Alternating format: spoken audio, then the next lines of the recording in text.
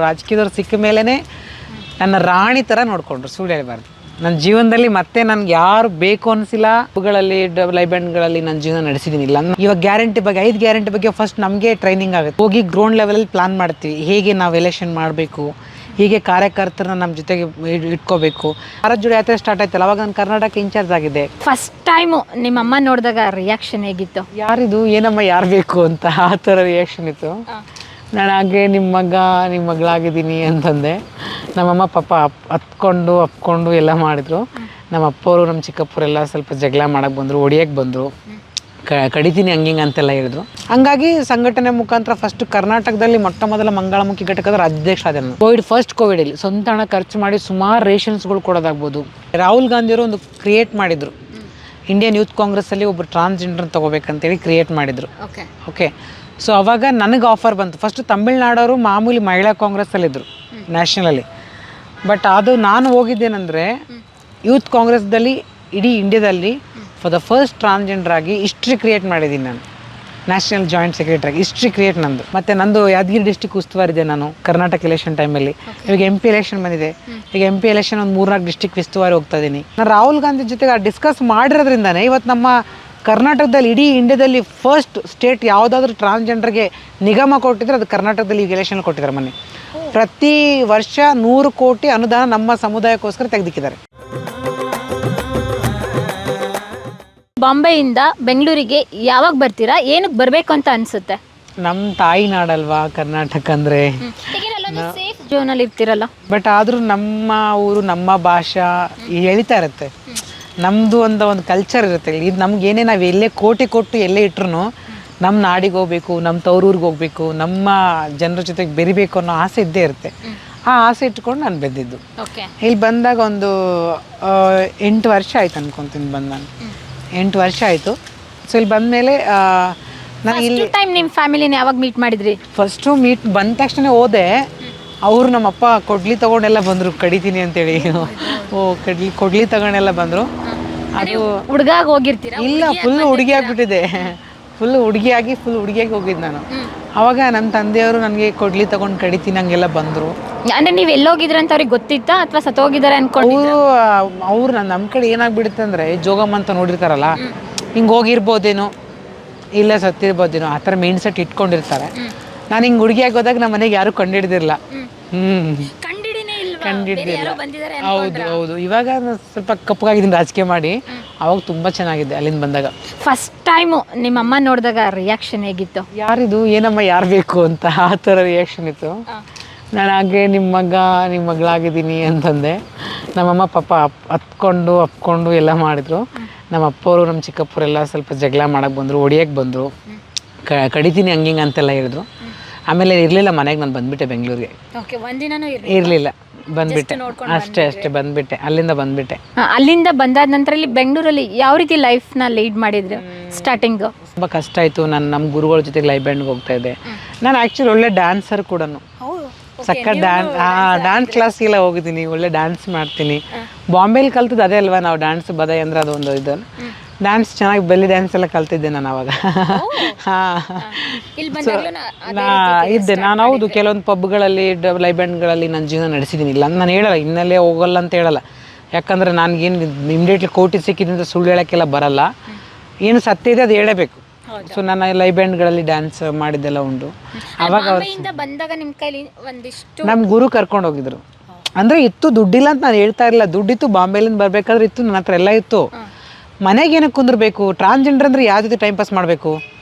ಮನೆಗೆ ಕೂತ್ಕೊಂಡು ಯಾರ ಜೊತೆ ಟೈಮ್ ಪಾಸ್ ಮಾಡೋಕ್ಕಾಗುತ್ತೆ? ಮೈಂಡು ಫ್ರೆಶ್ ಆಗಬೇಕು ಮನುಷ್ಯನಿಗೆ, 4 ಜನ ಜೊತೆಗೆ ಬೆರಿಬೇಕು, ಏನಾರು ಒಂದು ಮಾಡಬೇಕು. ಏನು ಮಾಡಬೇಕು? ಅವಾಗ ಲೈಬ್ಯಾಂಡ್ಗೆ ಹೋಗೋರು ಸ್ವಲ್ಪ ಖುಷಿ ಆಗೋದು. ಡ್ಯಾನ್ಸ್ ಅಲ್ವ, ಅಲ್ಲೇನು ಬೇರೇನಿಲ್ವಲ್ಲ. ಹಂಗಾಗಿ ಮಿಂಗಲ್ ಆಗ್ತಿದ್ದೆ. ನನಗೆ ಸ್ವಲ್ಪ ದುಡ್ಡು ಬರ್ತಿತ್ತು. ಆಮೇಲೆ ನನಗೆ ಇವ್ರು ರಾಜಕೀಯದವ್ರು ಸಿಕ್ಕಿದ್ದು. ಈ ಮುಖಾಂತರ ರಾಜಕೀಯದವ್ರು ಸಿಕ್ಕಿದ್ದು ನನಗೆ. ಆಮೇಲೆ ಹೋಗಲಿಲ್ಲ. ರಾಜಕೀಯದವ್ರು ಸಿಕ್ಕ ಮೇಲೆ ನಾನು ಎಲ್ಲೂ ಹೋಗಲಿಲ್ಲ.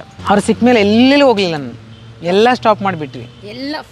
ಎಲ್ಲ ಸ್ಟಾಪ್ ಮಾಡಿದ್ರು, ಕಂಪ್ಲೀಟ್ ಸ್ಟಾಪ್ ಮಾಡಿದ್ರು. ಅವರು ರಾಜಕೀಯದವ್ರು ಸಿಕ್ಕ ಮೇಲೇ ನನ್ನ ರಾಣಿ ಥರ ನೋಡಿಕೊಂಡ್ರು, ಸುಳ್ಳು ಹೇಳಬಾರ್ದು. ನನ್ನ ಜೀವನದಲ್ಲಿ ಮತ್ತೆ ನನಗೆ ಯಾರು ಬೇಕು ಅನಿಸಿಲ್ಲ, ಏನು ಬೇಕು ಅನಿಸಿಲ್ಲ. ನನಗೆ ಏನು ಬೇಕು ಅನಿಸುತ್ತೋ ಅದು ನನ್ನ ಮನೆಗೆ ಬಂದಿರ್ತಾಯಿತ್ತು, ಆ ಥರ ನೋಡಿಕೊಂಡ್ರು. ನಾನು ಆಲ್ಮೋಸ್ಟ್ ಇವಾಗೊಂದು, ನಾನು ಫಸ್ಟು ಕಾರ್ಯಕರ್ತಳಾಗಿದ್ದೆ ಕಾಂಗ್ರೆಸ್ಸಲ್ಲಿ. ಪೋಸ್ಟಿಂಗಲ್ಲಿ ಬಂದು ಇವಾಗ ಒಂದು 3.5 ಇಯರ್ಸ್ ಆಯಿತು, 3 ವರ್ಷ ಆಯಿತು, 3 ವರ್ಷ ಆಯಿತು ಇವಾಗ ಪೋಸ್ಟಿಂಗಲ್ಲಿದ್ದು. ಪೋಸ್ಟಿಂಗಿನ ಮುಂಚೆ ನಾರ್ಮಲ್ ಕಾರ್ಯಕರ್ತರಾಗಿದ್ದು. ಈ ಫೀಲ್ಡಿಗೆ ಹೇಗೆ ಎಂಟ್ರಿ ಕೊಟ್ರಿ? ನೀವು ಅವ್ರ ಜೊತೆ ರಿಲೇಷನ್ಶಿಪ್ಪಲ್ಲಿ ಇದ್ರಿ, ಅದಾದ ನಂತರ ಈ ಫೀಲ್ಡಿಗೆ ರಾಜಕೀಯ. ನಾನು ನಮ್ಮ ಸಮುದಾಯದವ್ರ ಮೇಲೆ ತುಂಬ ದೌರ್ಜನ್ಯ, ಅತ್ಯಾಚಾರ, ಅನ್ಯಾಯಗಳು ನಡೀತಾ ಇತ್ತು. ಅವಾಗ ಪ್ರೊಟೆಸ್ಟ್ಗೆಲ್ಲ ಮಿಂಗಲ್ ಆಗ್ತಾ ಇದ್ವಿ. ಅವಾಗ ಕೆಲವರೆಲ್ಲ ಹೇಳೋರು, ನಿನ್ನಲ್ಲಿ ಇಷ್ಟು ಟ್ಯಾಲೆಂಟ್ ಇದೆ, ಮೀಡಿಯಾ ಮುಂದೆ ಎಷ್ಟು ಚೆನ್ನಾಗಿ ಮಾತಾಡ್ತೀಯಾ, ಪೊಲೀಸ್ರಿಗಾಗಲಿ ಎಷ್ಟು ಕ್ವಶನ್ ಮಾಡ್ತೀಯ. ಯಾಕಂದ್ರೆ ಅವಾಗ ನಮ್ಮ ಸಮುದಾಯದ ಮೇಲೆ ಪೊಲೀಸರು ಹೊಡೆಯೋರು, ಸುಳ್ಳು ಕೇಸ್ಗಳನ್ನ ಹಾಕೋರು, ತುಂಬ ತೊಂದರೆಗಳು ಕೊಡೋರು, ರೌಡಿಗಳಿಂದ ತೊಂದರೆ. ಬೆಂಗಳೂರಲ್ಲಿ ನಿಜವಾಗ್ಲೂ ಹೇಳ್ತೀನಿ, ನಾನು ನೋಡ್ದಂಗೆ ನನ್ನ ಸಮುದಾಯ ಮೇಲೆ ಆಗಲಿ ನಮ್ಮ ಮೇಲಾಗಲಿ ತುಂಬ ದೌರ್ಜನ್ಯಗಳಾಗಿದೆ.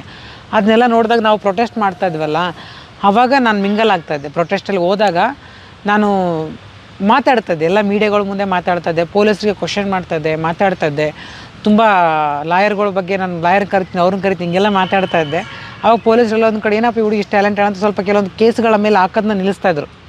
ನಾನು ಹೇಳ್ತೇನೆ, ನಾವು ತಿಳ್ಕೊಂಡಿದ್ದೀವಿ, ನಾವು ಬುದ್ಧಿವಂತರಿದ್ದು, ನಾವೇನು ದಡ್ರಲ್ಲ, ನೀವು ಕೇಸ್ ಹಾಕಿ ನಾವು ಲಾಯರ್ನ ಕರಿತೀವಿ, ಇಲ್ಲ ನೋಟಿಸ್ ಕಳಿಸ್ಬೇಕು ನೀವು, ಹಿಂಗೆಲ್ಲ ಮಾತಾಡ್ತಿದ್ದೆ. ನಾನು ತಿಳ್ಕೊಂಡಿದ್ದೆ. ನಾನು ಇವರೆಲ್ಲ ಹೇಳ್ಕೊಡ್ರಲ್ಲ ನಮ್ಮ ಜೊತೆಗಿದ್ದಾಗ, ಇವ್ರು ನಮ್ಮ ಬಾಯ್ ಫ್ರೆಂಡ್ ಎಲ್ಲ ಅರ್ಥ ಮಾಡಿಸೋರು ನನಗೆ. ಈ ಪ್ರತಿದಿನ ಅವ್ರು ಮಾತಾಡೋಗಿಲ್ಲ, ಅದು ಇದು ಕೇಳಿಸ್ಕೊತಾ ಇದ್ದೆ. ಹಂಗಾಗಿ ಸಂಘಟನೆ ಮುಖಾಂತರ ಫಸ್ಟ್ ಕರ್ನಾಟಕದಲ್ಲಿ ಮೊಟ್ಟ ಮಂಗಳಮುಖಿ ಘಟಕದ ರಾಜ್ಯಾಧ್ಯಕ್ಷ ಆದೆ ನಾನು. ಕರ್ನಾಟಕದಲ್ಲೇ ಮೊಟ್ಟ ಮಂಗಳಮುಖಿ ರಾಜ್ಯಾಧ್ಯಕ್ಷರಾದೆ. ತುಂಬ ಹೋರಾಟಗಳು ಮಾಡ್ತಾಯಿದ್ದೆ, ತುಂಬ ಸೋಷಿಯಲ್ ವರ್ಕ್ ಮಾಡ್ತಾಯಿದ್ದೆ. ಎಲ್ಲಿ ಯಾರಿಗೆ ತೊಂದರೆ ಆದರೂ ಹೋಗಿ ನಿಂತ್ಕೊತಾ ಇದ್ದೆ, ಫೈನಾನ್ಷಿಯಲಿ ಆದರೂ ಹೆಲ್ಪ್ ಮಾಡ್ತಾಯಿದ್ದೆ. ಏನೇ ಇದ್ರು ನಮ್ಮ ಕಮ್ಯುನಿಟಿ ಒಂದೇ ಅಲ್ಲ, ಸಾಮಾನ್ಯ ಜನರು ಪ್ರಾಬ್ಲಮ್ ಫೇಸ್ ಮಾಡಿದ್ರು ಕೂಡ ನಾನು ಸಪೋರ್ಟ್ ಮಾಡಿದ್ದೀನಿ. ಸೊ ಹಂಗೆ ಇರಬೇಕಾದಾಗ ಎಲ್ಲೋ ಒಂದು ಕಡೆ ಕೋವಿಡ್ ಬಂತಲ್ಲ, ಫಸ್ಟ್ ಕೋವಿಡ್ ಬಂದು ನೋಡಿ. ಕೋವಿಡ್ ಬಂದಾಗ ಎದ್ಕೊಂಡ್ಬಿಟ್ಟಿದ್ರು ಎಲ್ಲ, ನಾನು ಎದ್ಕೊಂಡು ಮನೆಗೆ ಕೂತ್ಕೊಂಡಿದ್ದೆ. ಆವಾಗ ಅನ್ನಿಸ್ತು, ಅಯ್ಯಯ್ಯೋ, ಮನುಷ್ಯ ಕಾಯಿಲೆ ಬಂದು ರೋಗ ಬಂದು ಸತ್ತರೆ ಮನುಷ್ಯನಿಗೆ ಯಾರಿಗೂ ನೋವಾಗಲ್ಲ ಅನ್ನೋದನ್ನ ಮನಸ್ಸಿಂದ ತೆಗೆದುಬಿಡ್ತಾರೆ. ಎಷ್ಟೋ ಮಕ್ಕಳುಗಳು, ಎಷ್ಟೋ ಜನಗಳು ದಿನಗೂಲಿ ಮಾಡೋಂಥವ್ರು ಹಸಿನಿಂದ ಸಾಯ್ತಾಯಿದ್ರು, ಕೆಲವ್ರಿಗೆ ಊಟ ಸಿಗ್ತಿರಲಿಲ್ಲ, ಕೆಲವು ಮಕ್ಳಿಗೆ ಹಾಲು ಸಿಗ್ತಿರಲಿಲ್ಲ, ಬ್ರೆಡ್ ಸಿಗ್ತಿರಲಿಲ್ಲ. ಅದೆಲ್ಲ ನೋಡಿದಾಗ ನನ್ನ ಮನಸ್ಸು ಚುರ್ರ ಅಂತ ಇತ್ತು. ಯಪ್ಪ, ನ್ಯೂಸಲ್ಲಿ ನೋಡಿದಾಗ ಮಕ್ಕಳು ಅಳೋದು ನನಗೆ ನೋಡೋಕ್ಕಾಗಲ್ಲ, ಬಡವ್ರು ಅಳೋದು ನೋಡೋಕ್ಕಾಗಲ್ಲ. ಅದು ನೋಡಿ ನನ್ನ ಸ್ವಂತ ಹಣನ ನಾನು ಖರ್ಚು ಮಾಡಿ, ಫಸ್ಟ್ ಕೋವಿಡಲ್ಲಿ ಸ್ವಂತ ಹಣ ಖರ್ಚು ಮಾಡಿ ಸುಮಾರು ರೇಷನ್ಸ್ಗಳು ಕೊಡೋದಾಗ್ಬೋದು. ಮತ್ತು ನನ್ನ ಕಮ್ಯುನಿಟಿಯವರು ಯಾವ್ಯಾವ ಡಿಸ್ಟಿಕ್ಕಲ್ಲಿದ್ದರೆ ಅಷ್ಟು ಡಿಸ್ಟಿಕ್ಕಲ್ಲಿ ನಾನು ಇಲ್ಲಿಂದ ಕಾಂಟ್ಯಾಕ್ಟ್ ಮಾಡಿ, ರಾಜಕೀಯದಲ್ಲಿ ಇದ್ನಲ್ಲ, ಹಂಗಾಗಿ ಎಲ್ಲರೂ ಕಾಂಟ್ಯಾಕ್ಟ್ ಮಾಡಿ ಅಲ್ಲಿ ರೇಷನ್ ಹೆಲ್ಪ್ ಮಾಡಿಸೋಂಥದ್ದಾಗ್ಬೋದು. ಸುಮಾರು ನನ್ನ ಕೈಲಿ ಎಷ್ಟಾಗುತ್ತೆ ಅಷ್ಟನ್ನು ಆ ಟೈಮಲ್ಲಿ ನಾನು ಫಸ್ಟ್ ಕೋವಿಡಲ್ಲಿ ಸಖತ್ ಕೆಲಸ ಮಾಡಿದೆ. ಅದಾದಮೇಲೆ ಸೆಕೆಂಡ್ ಕೋವಿಡ್ ಮತ್ತೆ ಬಂತು. ಆವಾಗ ಪಾಪ ರಾಗಿಣಿ ಮೇಡಮ್ ಅವರು ನನಗೆ ಪರಿಚಯ ಆಗಿ, ಅವರು ನಾನಿಬ್ಬರು ಸೇರಿಕೊಂಡು ಮತ್ತೆ ತುಂಬ ಜಾಸ್ತಿ ಕೆಲಸ ಮಾಡಿದ್ವಿ. ಅಂದರೆ ನನ್ನ ಕೈಲಿ ಎಷ್ಟಾಗುತ್ತೆ ಅಷ್ಟು ಹಸು ನೀಗಿಸುವಂಥ ಕೆಲಸ ಮಾಡಿದೆ ನಾನು. ಯಾಕಂದರೆ ಕಾಯಿಲೆ ಬಂದು ಸಾಯಲಿ ಬೇಜಾರಾಗಲ್ಲ, ಹಸುವಿನಿಂದ ಯಾರು ಸಾಯಬಾರ್ದು, ಆ ಒಂದು ನಿಟ್ಟಿನಲ್ಲಿ ನಾವು ಕೆಲಸ ಮಾಡಿದ್ವಿ. ಅದು ಕೆಲಸ ಮಾಡಿ ತುಂಬ ಕಳ್ಕೊಂಡೆ ನಾನು, ತುಂಬ ಜೀರೋಗೆ ಬಂದುಬಿಟ್ಟಿದೆ. ಹೇಗೆ ಕಳ್ಕೊಂಡ್ರಿ? ಇರೋದನ್ನೆಲ್ಲ ಕಳೆದ್ಬಿಟ್ನಲ್ಲ, ದುಡ್ಡು ಜನರ ಮೇಲೆ ಹಾಕಿದ್ನಲ್ಲ ಕಂಪ್ಲೀಟು. ನನಗೇನಂದರೆ ಯಾರು ಹತ್ತಿರ ಕಣ್ಣೀರು ಹಾಕಿದ್ರೆ ತಡ್ಕೊಳಕ್ಕೆ ಆಗ್ತಿರಲಿಲ್ಲ. ನನಗೆ ಅನಿಸಿದ್ದು ಒಂದೇ ಅಂದರೆ, ಏನಪ್ಪ ಎಂತೆಂಥವ್ರು ಇವತ್ತು ಕೋಟಿರೋ ಸಾಯ್ತವ್ರೆ, ನಾನು ಯಾವ ಲೆಕ್ಕ? ಅಟ್ಲೀಸ್ಟ್ ನಾನು ಇರೋವರೆಗೂ ಅಟ್ಲೀಸ್ಟ್ ಒಂದು 4 ಜನಕ್ಕೆ ಹಸು ನೀಗಿಸೋಣ ಅನ್ನೋ ಭಾವನೆಯಿಂದ ತುಂಬ ಕಳ್ಕೊಂಬಿಟ್ಟೆ ನಾನು. ಫಸ್ಟು ಒಡವೆ ಜಾಸ್ತಿ ಆಗ್ತಾಯಿದ್ದೆ, ಚೆನ್ನಾಗಿ ಸೋಕಿ ಚೆನ್ನಾಗಿ ಮಾಡ್ತಾಯಿದ್ದೆ. ಆ ಕೋವಿಡ್ ಬಂದು ಪಾಠ ಕಲಿಸಿ ನನಗೆ, ನಾನೆಲ್ಲ ಸೋಕಿ ಬಿಟ್ಟು ಸಿಂಪಲ್ ಆಗೋಕ್ಕೆ ಸ್ಟಾರ್ಟ್ ಮಾಡಿದೆ. ಸಿಂಪಲ್ ಜೀವನದಲ್ಲಿ ಏನೂ ಇಲ್ಲ, ಎಲ್ಲ ಈ ಭೂಮಿಯಲ್ಲಿ ಬಿಟ್ಟು ಹೋಗ್ಬೇಕು ನಾವು. ಹಂಗಾಗಿ ನಾನು ಸಿಂಪಲ್ ಆಗಿರೋದು ಬೆಸ್ಟ್ ಅಂತೇಳಿ ಸಿಂಪಲ್ ಆಗಿರ್ತೀನಿ. ಓಕೆ. ಅದಾದ ನಂತರ ನೀವು ಯಾವಾಗ ನ್ಯಾಷನಲ್ ಕಾಂಗ್ರೆಸ್ಸಿಗೆ ಸೇರಿಕೊಂಡಿದ್ದು? ಕೋವಿಡಲ್ಲಿ ನನ್ನ ಕೆಲಸ ನೋಡಿನೇ ನನಗೆ ರಾಹುಲ್ ಗಾಂಧಿಯವರು ಒಂದು ಕ್ರಿಯೇಟ್ ಮಾಡಿದರು. ಇಂಡಿಯನ್ ಯೂತ್ ಕಾಂಗ್ರೆಸ್ಸಲ್ಲಿ ಒಬ್ಬರು ಟ್ರಾನ್ಸ್ಜೆಂಡರ್ ತೊಗೋಬೇಕಂತೇಳಿ ಕ್ರಿಯೇಟ್ ಮಾಡಿದರು. ಓಕೆ. ಸೊ ಅವಾಗ ನನಗೆ ಆಫರ್ ಬಂತು. ಫಸ್ಟು ತಮಿಳ್ನಾಡವರು ಮಾಮೂಲಿ ಮಹಿಳಾ ಕಾಂಗ್ರೆಸ್ಸಲ್ಲಿದ್ದರು ನ್ಯಾಷನಲಲ್ಲಿ. ಬಟ್ ಅದು ನಾನು ಹೋಗಿದ್ದೇನೆಂದರೆ ಯೂತ್ ಕಾಂಗ್ರೆಸ್ದಲ್ಲಿ ಇಡೀ ಇಂಡಿಯಾದಲ್ಲಿ ಫಾರ್ ದ ಫಸ್ಟ್ ಟ್ರಾನ್ಸ್ಜೆಂಡರ್ ಆಗಿ ಹಿಸ್ಟ್ರಿ ಕ್ರಿಯೇಟ್ ಮಾಡಿದ್ದೀನಿ ನಾನು. National joint secretary history create ನಂದು. ರಾಹುಲ್ ಗಾಂಧಿಯವ್ರು ಕ್ರಿಯೇಟ್ ಮಾಡಿದ ಪೋಸ್ಟ್ ಒಂದು ಖುಷಿ. ಆದರೆ ನನಗೆ ಇಲ್ಲಿಂದ ಸೆಲೆಕ್ಷನ್ ಮಾಡ್ಕೊಂಡು ಅಲ್ಲಿ ತೊಗೊಂಡ್ರಲ್ಲ, ಅದು ನನಗೆ ತುಂಬ ಹೆಮ್ಮೆಯ ವಿಷಯ. ಇವತ್ತು ನ್ಯಾಷನಲ್ ಲೆವೆಲಲ್ಲಿ ಇದ್ದೀನಿ ಕಾಂಗ್ರೆಸ್ ಪಾರ್ಟಿಯಲ್ಲಿ, ಮತ್ತು ಹಲವಾರು ಸ್ಟೇಟ್ಗಳು ಎಲೆಕ್ಷನ್ ಮಾಡ್ತೀನಿ ನಾನು. ಹಿಮಾಚಲದಲ್ಲಿ ಎಲೆಕ್ಷನ್ ಮಾಡಿದ್ದೀನಿ, ತೆಲಂಗಾಣ ಎಲೆಕ್ಷನ್ ಮಾಡಿದ್ದೀನಿ, 2 ತಿಂಗಳು ಅಲ್ಲಿ ಉಸ್ತುವಾರಿದ್ದೆ ನಾನು. ಮತ್ತು ನಂದು ಯಾದಗಿರಿ ಡಿಸ್ಟಿಕ್ ಉಸ್ತುವಾರಿದ್ದೆ ನಾನು ಕರ್ನಾಟಕ ಎಲೆಕ್ಷನ್ ಟೈಮಲ್ಲಿ. ಇವಾಗ MP ಎಲೆಕ್ಷನ್ ಬಂದಿದೆ, ಈಗ MP ಎಲೆಕ್ಷನ್ ಒಂದು 3-4 ಡಿಸ್ಟಿಕ್ ಉಸ್ತುವಾರಿ ಹೋಗ್ತಾ ಇದ್ದೀನಿ. ಸೊ ರಾಜಕೀಯದಲ್ಲಿ ಆವಾಗಲಿಂದ ಸ್ಟಾರ್ಟ್ ಆಯಿತು. ಯಾವಾಗ ಕೋವಿಡ್ ಫಸ್ಟ್ ಬಂತು, ಅದು ನನಗೊಂದು ಲಕ್ಕಿ ಅನ್ಕೋಬೋದು. ಕೋವಿಡಲ್ಲಿ ಪಡ್ಕೊಂಡೆ. ಅದೇ ಪೊಲಿಟಿಕಲಲ್ಲಿ ಈ ಫೀಲ್ಡಲ್ಲಿ ತುಂಬ ಜನ ದಿಗ್ಗಜರಿಗೇನೆ ಒಂದೊಂದು ಪೋಸ್ಟಿಂಗ್ ಕೊಡೋದು ಕಷ್ಟ ಇರುತ್ತೆ. ಅಂದರೆ ನಿಮ್ಮನ್ನು ಸೆಲೆಕ್ಷನ್ ಮಾಡ್ತಾರಲ್ಲ, ನೀವು ಒಬ್ಬರೇ ಅಲ್ಲಿ ಚಾಯ್ಸ್ ಆಗಿದ್ದಿದ್ದ? ನಿಮ್ಮ ಕಾಂಪಿಟೇಷನ್ ನಿಮ್ಮಲ್ಲೂ ಇದ್ದಾರೆ, ಹೆಸರೆಲ್ಲ ಬೇಡ, ಇದ್ದಾರೆ. ಕರ್ನಾಟಕದಲ್ಲೇ 3-4 ಜನ ಇದ್ದೀವಿ, ಅದರಲ್ಲೂ ನಾನು ಸೆಲೆಕ್ಷನ್ ಆಗಿದ್ದು. ಯಾಕಂದ್ರೆ ನನ್ನ ಕೆಲಸ ಹಂಗಿತ್ತು, ಜನರ ಮಧ್ಯೆ ಒಡನಾಟ ಹಂಗಿತ್ತು. ಸಮಾಜ ಜೊತೆ ಬೆರೆತ್ಕೊಳ್ಳೋದಂಗಿತ್ತು. ನಾನು ಬರೀ ಮೀಡಿಯಾ ಮುಂದೆ ಕ್ಯಾಮ್ರಾ ಮುಂದೆ ಹೈಲೈಟ್ ಆಗಿಲ್ಲ, ಪಾರ್ಟಿಯಲ್ಲಿ ವರ್ಕ್ ಮಾಡಿದ್ನ ಪಾರ್ಟಿ ಮೆಂಬರ್ಸ್ ನನಗೆ ಗುರುತಿಸಿದ್ದು. ನ್ಯಾಷನಲ್ ಪ್ರೆಸಿಡೆಂಟ್ ಶ್ರೀನಿವಾಸ ಅಣ್ಣ ಅಂತೇಳಿ, ರಾಮಯ್ಯ ಹಾಸ್ಪಿಟ್ಲ್ ಓನರ್ ಇದ್ದಾರೆ, ಅವರು ನನಗೆ ಗುರುತಿಸಿ ರಾಹುಲ್ ಗಾಂಧಿ ಹತ್ರ ಅವ್ರಿಗೂ ಅಲ್ಲಿಗೆ ಬಂದು ಆ ಪೊಸಿಷನ್ ಕೊಡಿಸಿದ ಮೇಲೆ, ಮತ್ತು ಇಲ್ಲಿ ಭಾರತ್ ಜೋಡೋ ಯಾತ್ರೆ ಸ್ಟಾರ್ಟ್ ಆಯ್ತಲ್ಲ, ಅವಾಗ ನಾನು ಕರ್ನಾಟಕ ಇನ್ಚಾರ್ಜ್ ಆಗಿದ್ದೆ. ಅವಾಗ ರಾಹುಲ್ ಗಾಂಧಿ ಜೊತೆಗೆ ಚರ್ಚೆ ಮಾಡಿದೆ, ಡಿಸ್ಕಸ್ ಮಾಡಿದೆ. ನಮ್ಮ ಇದು ಇವಾಗ ನೀವು ನಂಬಲಕ್ಕಿಲ್ಲ, ನಾನು ರಾಹುಲ್ ಗಾಂಧಿ ಜೊತೆಗೆ ಡಿಸ್ಕಸ್ ಮಾಡಿರೋದ್ರಿಂದನೇ ಇವತ್ತು ನಮ್ಮ ಕರ್ನಾಟಕದಲ್ಲಿ, ಇಡೀ ಇಂಡಿಯಾದಲ್ಲಿ ಫಸ್ಟ್ ಸ್ಟೇಟ್ ಯಾವುದಾದ್ರೂ ಟ್ರಾನ್ಸ್ಜೆಂಡರ್ಗೆ ನಿಗಮ ಕೊಟ್ಟಿದ್ರೆ ಅದು ಕರ್ನಾಟಕದಲ್ಲಿ ಈಗ ಎಲೆಕ್ಷನ್ ಕೊಟ್ಟಿದ್ದಾರೆ. ಮೊನ್ನೆ ಪ್ರತಿ ವರ್ಷ 100 ಕೋಟಿ ಅನುದಾನ ನಮ್ಮ ಸಮುದಾಯಕ್ಕೋಸ್ಕರ ತೆಗೆದಿಕ್ಕಿದ್ದಾರೆ. ನಿಗಮ ಮಂಡಳಿ ಆಗಿದೆ, ಇದು ಕರ್ನಾಟಕದಲ್ಲಿ ಫಸ್ಟ್ ಆಗಿದೆ, ಇದು ಇಡೀ ಇಂಡಿಯಾದಲ್ಲಿ ಇದು ಫಸ್ಟ್.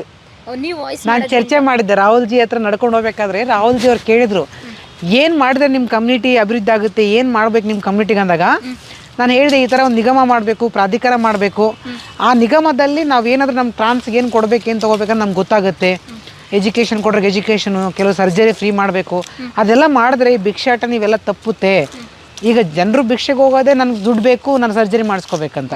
ನಾನು ಅದಕ್ಕೆ ರಾಹುಲ್ ಜಿ ಗಾಂಧಿ ಅವ್ರಿಗೆ ಹೇಳಿದೆ ಈ ಥರ ಮಾಡಿದರೆ ಚೆನ್ನಾಗಿರುತ್ತೆ. ಅಂದಕ್ಕೆ ಇವತ್ತು ಕರ್ನಾಟಕ ಸರ್ಕಾರದಲ್ಲಿ ಅವರು ಫಸ್ಟೇ ಹೇಳಿದ್ರೆ ನನಗೆ ಗೊತ್ತಿಲ್ಲ, ನಮ್ಮ ಡಿ ಕೆ ಶಿವಕುಮಾರ್ ಸಾಹೇಬ್ರಾಗ್ಬೋದು, ಸಿದ್ದರಾಮಯ್ಯ ಸಾಹೇಬ್ರು ನಮ್ಮ ಸಿ ಎಮ್ ಆಗ್ಬೋದು, ಅವರು ಎಲ್ಲರೂ ಜಿ ಪರಮೇಶ್ವರ್ ಸಾಹೇಬ್ರಾಗ್ಬೋದು, ಇವರೆಲ್ಲರೂ ಸೇರಿ ಇವತ್ತೊಂದು 100 crores ಪ್ರತಿ ಇಯರ್ ಟ್ರಾನ್ಸ್ಜೆಂಡರ್ ತೆಗಿಬೇಕಂತೇಳಿ ಒಂದು ಪ್ರಾಧಿಕಾರ ನಿಗಮ ಮಾಡ್ತಾ ಇದ್ದಾರೆ. ಅದು ನಮ್ಗೆ ತುಂಬ ಹೆಮ್ಮೆಯ ವಿಷಯ. ಅದನ್ನ ನೋಡಿ ತೆಲಂಗಾಣದಲ್ಲೂ ಮನೆ ಮಾಡ್ತಾ ಇದ್ದಾರೆ, ಇಲ್ಲಿ ನೋಡಿ ಅಲ್ಲಿ ಮಾಡ್ತಾ ಇದ್ದಾರೆ. ನಾವು ಅವ್ರ ಜೊತೆಗೆ ವಾಕ್ ಮಾಡಬೇಕಾದ್ರೆ ಆಲ್ಮೋಸ್ಟ್ ಒಂದು 2 ಕಿಲೋಮೀಟ್ರ್ ವಾಕ್ ಮಾಡಿದ್ದೀನಿ ಫಸ್ಟ್ ಟೈಮ್ ಅವ್ರು ಮೀಟ್ ಮಾಡಿದಾಗ. ಸೆಕೆಂಡ್ ಟೈಮ್ ಅವ್ರನ್ನ ಮೀಟ್ ಮಾಡಿದಾಗೂ ಅಷ್ಟೇ, ಮಿನಿಮಮ್ ಒಂದು 2.5 ಕಿಲೋಮೀಟ್ರ್ 3 ಕಿಲೋಮೀಟ್ರ್ ವಾಕ್ ಮಾಡಿದ್ದೀನಿ.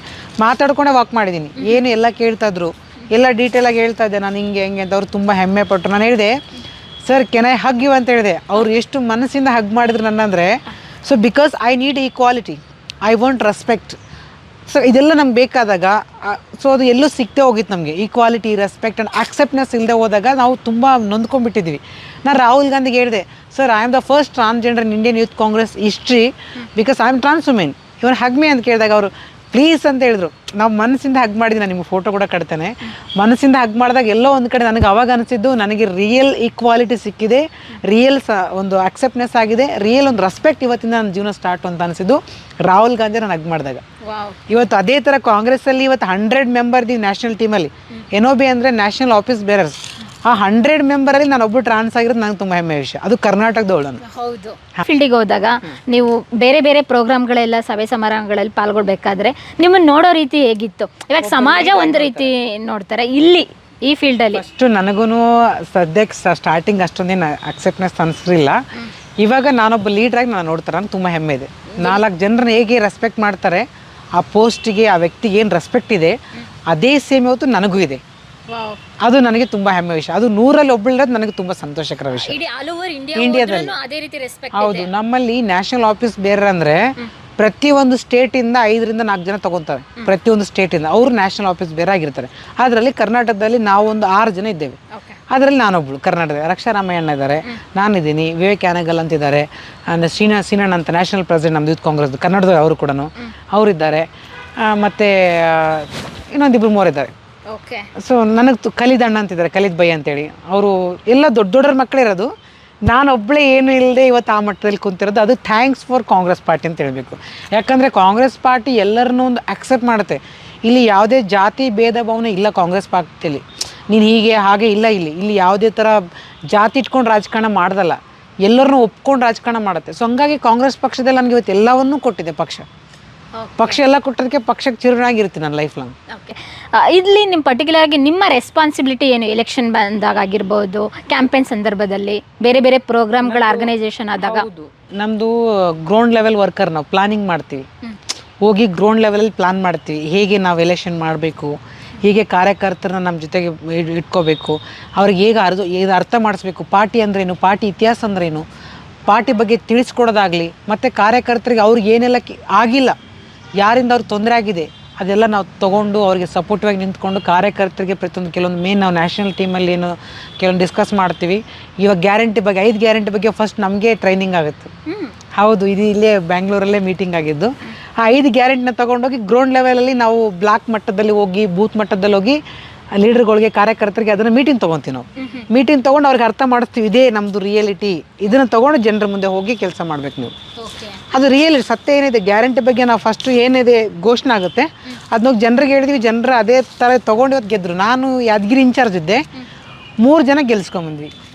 3 ಜನ ಗೆದ್ರು, 4 ಇರೋದು MLA, ಅದರಲ್ಲಿ 3 ಜನ ನಮ್ಮ ಕಾಂಗ್ರೆಸ್ಸರ ಗೆದ್ದಿದ್ದು, ಒಬ್ಬರು JDS ಗೆದ್ದರು, 3 ಜನ ನಮ್ಮ ಕಾಂಗ್ರೆಸ್ಸರ ಗೆದ್ದರು. ಪ್ರಿಯ ವೀಕ್ಷಕರೇ, ನಾವು ತೋರಿಸುತ್ತಿರುವ ಇತಿಹಾಸದ ಕಥೆಗಳು ಕನ್ನಡದ ಕಲೆ, ಸಾಹಿತ್ಯ, ಸಂಸ್ಕೃತಿ, ಜನಜೀವನ, ಇತಿಹಾಸ ಸೃಷ್ಟಿಸಿದ ಜನಸಾಮಾನ್ಯರ ಅಸಾಮಾನ್ಯ ಕಥೆಗಳು ನಿಮಗೆ ಇಷ್ಟ ಆಗಿದ್ಯಾ? ಹಾಗಿದ್ರೆ ವಿಡಿಯೋ ನೋಡಿ ಸುಮ್ಮನಾಗ್ಬೇಡಿ, ಶೇರ್ ಮಾಡಿ, ಸಪೋರ್ಟ್ ಮಾಡಿ, ನಮ್ಮೊಂದಿಗೆ ಜೊತೆಯಾಗಿ. ಇದು ನೀವೇ ಬೆಳೆಸಿದ ನಿಮ್ಮ ನೆಚ್ಚಿನ ಡಿಜಿಟಲ್ ಮಾಧ್ಯಮ. ಇನ್ಮುಂದೆ ನಿಮಗಾಗಿ ಇನ್ನಷ್ಟು ವಿನೂತನ ಶೈಲಿಯಲ್ಲಿ ಬರಲಿದೆ. ನೈತಿಕ ಬೆಂಬಲದ ಜೊತೆಗೆ ಆರ್ಥಿಕ ಬೆಂಬಲ ನೀಡಿ. ನಿಮ್ಮ ಬೆಂಬಲವೇ ನಮಗೆ ಪ್ರೇರಣೆ, ಸ್ಫೂರ್ತಿ ಕೂಡ.